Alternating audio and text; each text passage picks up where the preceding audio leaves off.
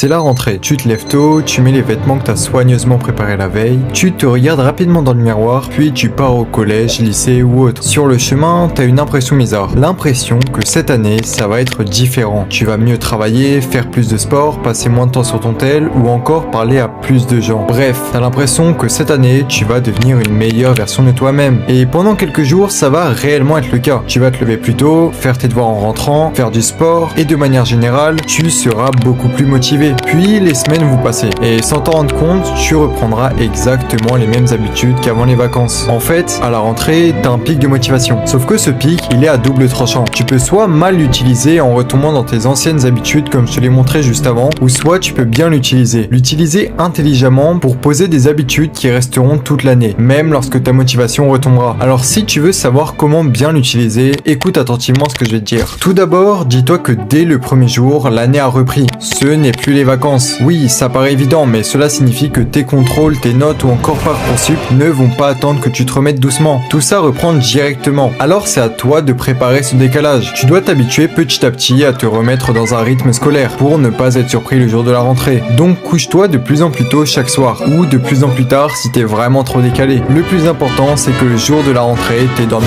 plus de 8 heures. Aussi, réentraîne ta concentration. Je suis sûr que pendant l'été, t'avais pas un cahier de vacances comme quand on était en CE2. Alors quelques jours avant et après la rentrée, prends 5 à 10 minutes pour relire des extraits de tes cours de l'année dernière, faire des petites synthèses et noter les points essentiels. Comme ça, pendant que tout le monde sera perdu, tu te souviendras exactement de ce que tu as fait et tu seras capable de prendre de l'avance. En faisant cela, tu vas éviter le choc et surtout, tu poseras des bases qui stabiliseront ton rythme dès le début, ce qui aura un impact considérable sur ton premier trimestre, semestre, voire même sur tout le reste de l'année. Ensuite, profite de la rentrée pour faire bonne impression auprès de tout le monde. La première impression que les gens se font de toi, elle te collera toute l'année. En fait, les gens réagissent souvent en fonction de leur perception de toi plutôt que de tes actions réelles. Par exemple, quand le gars drôle fait une blague, tout le monde rit. Alors que si le mec pas très drôle avait fait la même blague au même moment et avec la même intonation, les gens auraient beaucoup moins ri, voire même pas du tout. C'est pourquoi chaque petit geste compte dès le début. Parce que cette perception va influencer leurs réactions et leurs interactions avec toi tout le long de l'année. Par exemple, moi, l'année dernière, à cause d'un gros malentendu le premier jour, ma prof d'anglais m'a focus toute l'année. En gros, au moment où elle expliquait qu'on devait fournir un certain effort tout au long de l'année, j'ai lâché un gros souffle dans toute la classe. Mais parce que je m'étouffais, pas parce que c'était chiant. Sauf qu'elle a cru que j'étais pas sérieux et elle a pas du tout kiffé. Alors s'il te plaît, fais bonne impression. Pour les profs, c'est tout con, il suffit d'être poli, participer et s'intéresser à leurs cours. Et pour ta classe, essaye d'apprendre à connaître le plus de personnes possible, des filles comme des garçons. Ne te limite surtout pas aux personnes que tu connais déjà, parce que le but, c'est pas forcément de devenir ami avec tout le monde. C'est surtout de faire en sorte que tout le monde te connaisse un minimum et ait une bonne image de toi. Maintenant, fixe-toi des routines quotidiennes. Et attention, quand je te parle de routine, c'est pas un emploi du temps, ou du moins pas vraiment. En gros, je te demande pas d'écrire 7h30 réveil, 8h petit déjeuner, etc.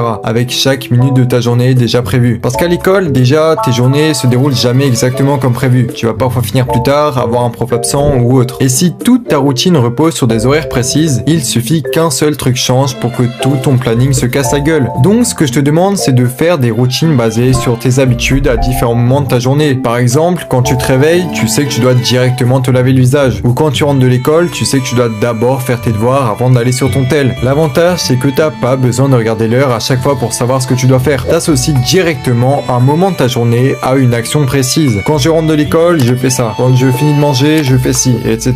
Et à force de répéter ces actions, elles deviennent automatiques. Le but, c'est donc pas d'avoir une journée parfaitement organisée où tout se passe exactement comme prévu. Le but, c'est d'avoir une structure suffisamment simple pour fonctionner même quand ta journée ne se passe pas comme prévu. Parce qu'au final, ce sont ces petites habitudes répétées chaque jour qui vont faire la différence sur toute ton année. Ensuite, sois sérieux et travaille régulièrement dès les premiers cours. Et là, je te parle pas de passer 3 heures par soir à travailler alors que t'as encore aucun contrôle. Je te parle simplement de ne pas attendre d'avoir une évaluation pour commencer à travailler. Dès les premiers cours, prends l'habitude de revoir ce que t'as vu dans la journée. Même si t'as eu une journée tranquille et que t'as l'impression d'avoir tout compris, prends quand même quelques minutes pour relire ton cours et vérifier que tu maîtrises vraiment ce qui a été fait. Au début, ça paraît inutile. T'as eu ton cours de maths, tu l'as compris, donc tu te dis que tu le maîtrises. Sauf qu'entre comprendre et maîtriser un truc, il y a un monde d'écart. Et le problème, c'est que lorsque t'as juste compris ton cours et que tu passes à la suite, tu comprends de moins en moins le cours, car ça se complexifie. Et c'est là que ça devient compliqué. Car au final, tu te retrouves à tout réviser la veille du contrôle, et tu remarques trop tard que tu ne maîtrises maîtrises rien du chapitre. Alors que si tu avais travaillé régulièrement dès le début, tu aurais évité cette accumulation.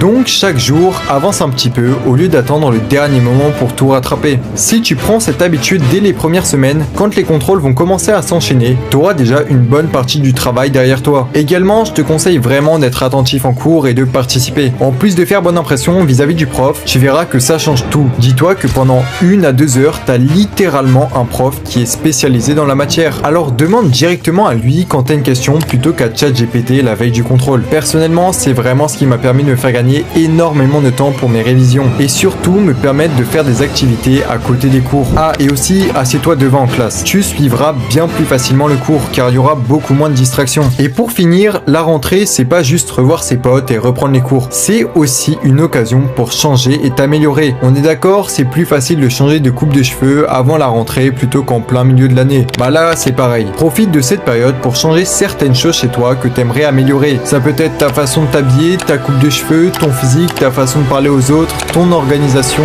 ton sommeil ou même ton comportement. Parce qu'à la rentrée, tout le monde revient avec plusieurs semaines sans cette vue. C'est donc beaucoup plus naturel de revenir avec une nouvelle apparence ou de nouvelles habitudes. Si tu changes quelque chose dès septembre, les gens vont rapidement t'associer à cette nouvelle version de toi. Alors que si t'attends plusieurs mois pour changer, tu risques de te dire que c'est bizarre, que les autres vont remarquer ou qu'ils vont se demander pourquoi tu changes d'un coup. Alors qu'à la rentrée, c'est justement le meilleur moment. Tu peux profiter de ce nouveau départ pour laisser certaines anciennes habitudes derrière toi et repartir avec une meilleure image de toi-même. Après, attention, ne cherche pas à tout changer d'un coup non plus. Choisis 2 ou 3 choses que tu veux réellement améliorer et commencer dès les premiers jours. Parce que dans quelques mois, tu seras content d'avoir commencé dès la rentrée plutôt que d'avoir attendu que l'année passe. Au début de la vidéo, je t'ai dit que le but, c'était pas de commencer l'année à fond pendant 2 semaines pour ensuite abandonner comme chaque année. Le but, c'est d'utiliser ce pic de motivation que tu ressens à la rentrée pour mettre en place des habitudes qui vont continuer même quand cette motivation aura disparu. Alors remets-toi dans le rythme avant la rentrée,